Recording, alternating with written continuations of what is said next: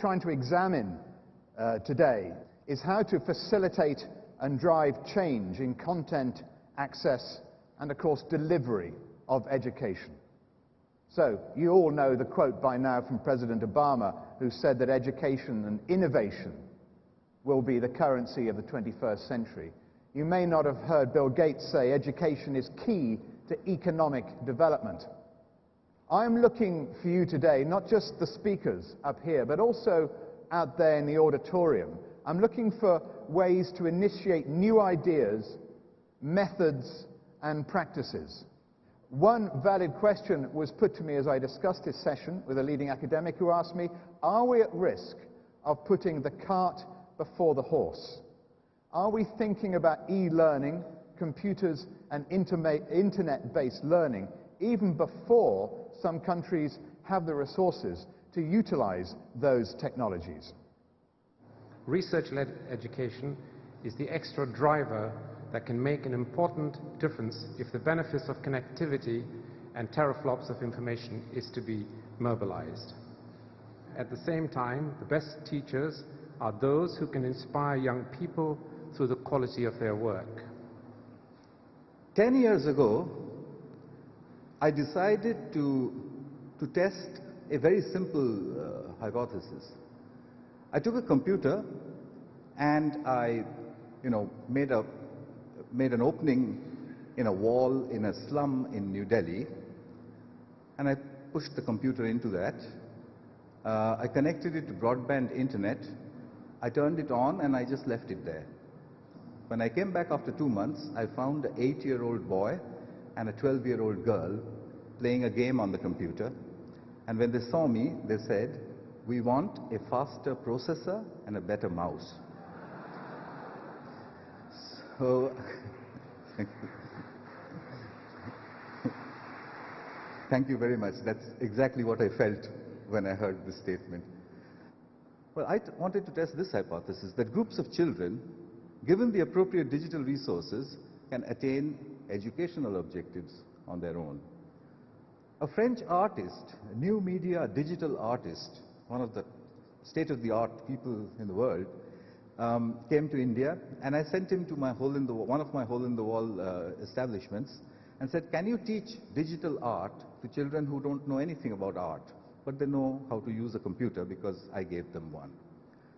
Pascal Monteil spent 15 days over there, and he simply drew in front of the children. The children started to copy him. The children produced images within the first 15 days of watching Pascal Monteil, images that were good enough for Pascal to take to the Pompidou Center in Paris and to have an exhibition. It was, I think, a very proud moment for the children of the Hole in the Wall. So, a number of experiments in phase 2 illustrated that children can learn by themselves a number of things. They can learn how to use computers, they can learn functional English, they can improve their pronunciation skills, they can improve their algebra results, they can learn art, they can learn music. The list goes on. It's all published material, so I won't talk more about it. It was time to take a very important and provocative hypothesis. Can groups of children complete their schooling on their own? We don't have enough schools in the world. We don't have enough teachers in the world. We know that we are not going to have enough schools and teachers in the world. So we know at the moment that children can learn how to use computers on their own. Children can learn how to do their schooling on their own if they want to. With the help of a mediator, they can reach the levels of at least an average school. We need subsidized broadband and electricity in all schools. I don't think we can ask children or their parents to pay for this. We need self-organized, fault-tolerant technology that can repair itself. We need self-organized learning environments as a part of timetable. If children are allowed free time to play, then they should be allowed free time in cyberspace. We need clouds of mediators as part of faculty. We need a curriculum that's based on questions and not on topics. And we need a self-organized assessment system. I think it can be done. You can get education to everybody. I think it's a question of attitude. It's not a question of technology. Technology is the simplest part of the whole thing. What we get as a future is our schools of clouds, where children, mediators, and the technology interact with each other to actually fulfill or complete a curriculum. Thank you very much. It struck us that the idea of a flock of birds moving around an object in flight looks so choreographed, it looks so beautiful and so planned, and yet it isn't. It's really just rudimentary communication among individuals in real time, allowing them to behave and move as one. And that's what was happening with Twitter. During geopolitical unrest in certain areas, there was one student actually who left UC Berkeley to go to Egypt to photograph protests as part of his thesis, and he kept missing the protests. And he asked his friends in Egypt, how is it that you know where to go and where to organize? And they said, we're using this tool called Twitter. And so he joined, and suddenly he was plugged in, and he was in the know, and he was able to show up on time to get these wonderful photos. But he was arrested with the protesters, and he was scared, and he didn't know what to do, and he was thrown into the back of a car, and they had not taken his mobile from him, so he twittered one word, and the word was arrested. And his friends back home in Berkeley were following his Twitter updates, and they knew what the situation was, so they called the dean, and the dean called a lawyer, and the lawyer called the consulate, and 2 hours later this young man sent out another one-word tweet, which was freed. A friend of mine asked me, what do you hope to achieve? What is it that you're trying to do with Twitter? Ultimately, we hope this will be a triumph of humanity, not a triumph of technology. So, as Professor Mitra was saying, the technology is the easy part, it's the simple part. It's what people will do with it that's so impressive, and overwhelmingly what they do with it is good. Sort of driving belief at Twitter is that the open exchange of information can lead to positive global impact. So the sharing of knowledge and the exchange of information can actually make the world better. And to break that down a little bit more, we think that when people are more informed through using a simple tool like Twitter, then they become more engaged. And when they're more engaged with one another, then they become more empathetic to the plight of others around the world. And when we all become a little bit more empathetic, then the world becomes a smaller place, and I think we all become more aware that we're global citizens. The reason why we focused on creating these short messages of 140 characters or less is because we wanted to address the fact that there are 4 billion active mobile accounts in the world. There are only 1.5 billion active web accounts.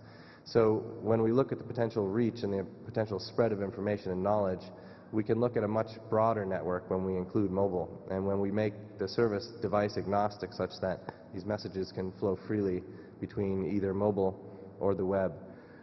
I'm going to spend a few minutes to talk about a different kind of innovation that is happening in the area of education and why it's critical for us to understand that better and how it can help contribute to ultimately the objective of improving education.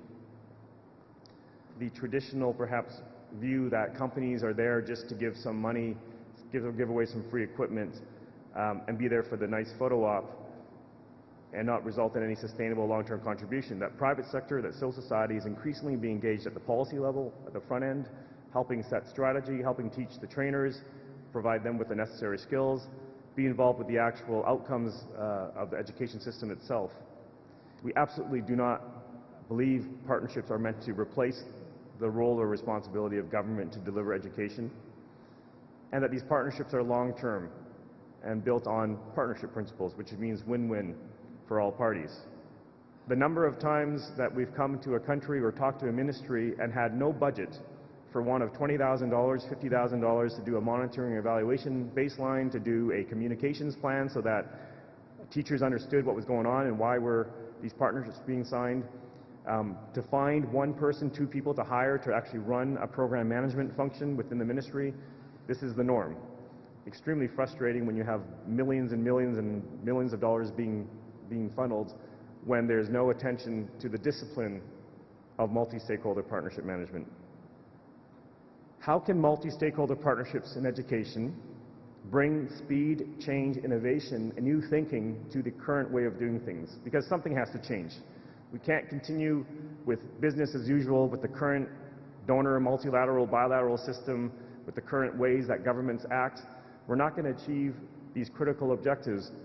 How can partnerships inject new life, innovation, speed to changes? There's this perhaps false debate about access versus relevance. So I choose this term very provocatively. But it never should be one of either, but one of and. Unfortunately, there has been a lot of access on access, as there should be, with perhaps the lack of attention on critical issues like quality, 21st century skills, entrepreneurship, global citizenship. I'm sure there's a laundry list of these terms that people can come up with on why we need to be focusing on relevance. How can partnerships help reframe and refocus this? If you have private sector or civil society or foundations who are now involved in education, who have a fundamental mission about creating employable workforces or about creating specific skill sets, 21st century skill sets into kids, this will also shift the dimension, because that will influence the focus of the strategy and the policies.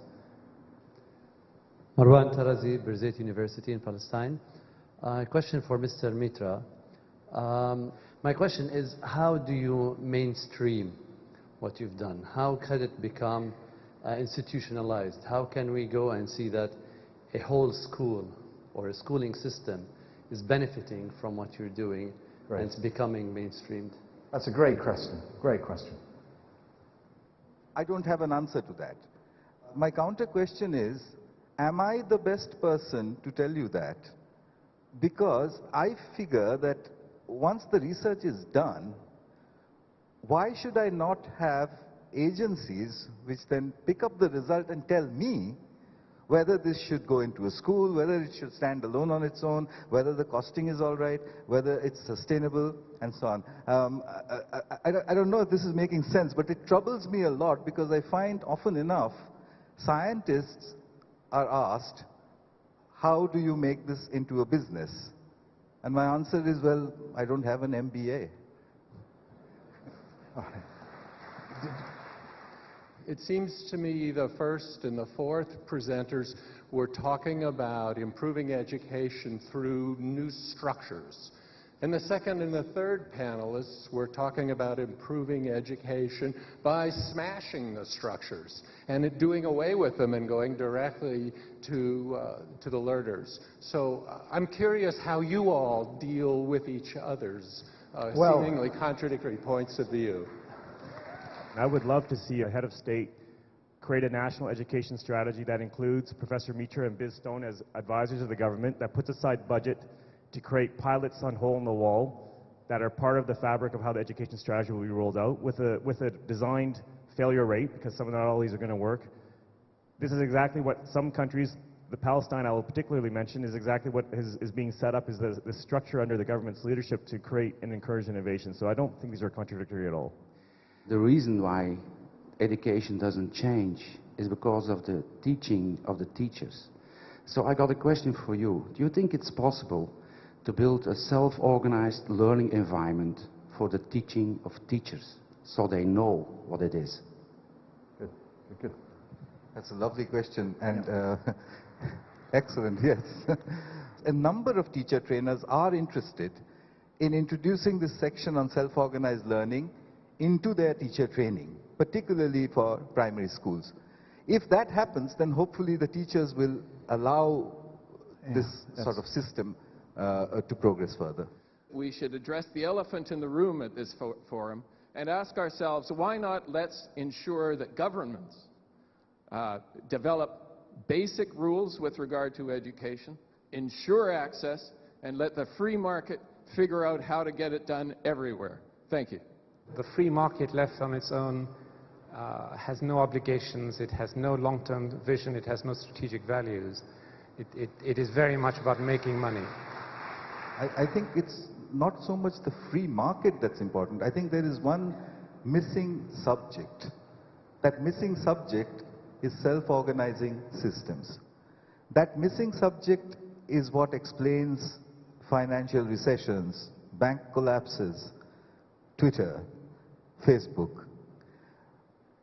What are self-organizing systems is what I think governments need to increasingly understand. So if there was a way, if I had to make a suggestion, if there was a way to train bureaucrats in the principles or the little that we know about self-organizing systems, then perhaps decision-making in the future will have changed. Thanks very much, everyone.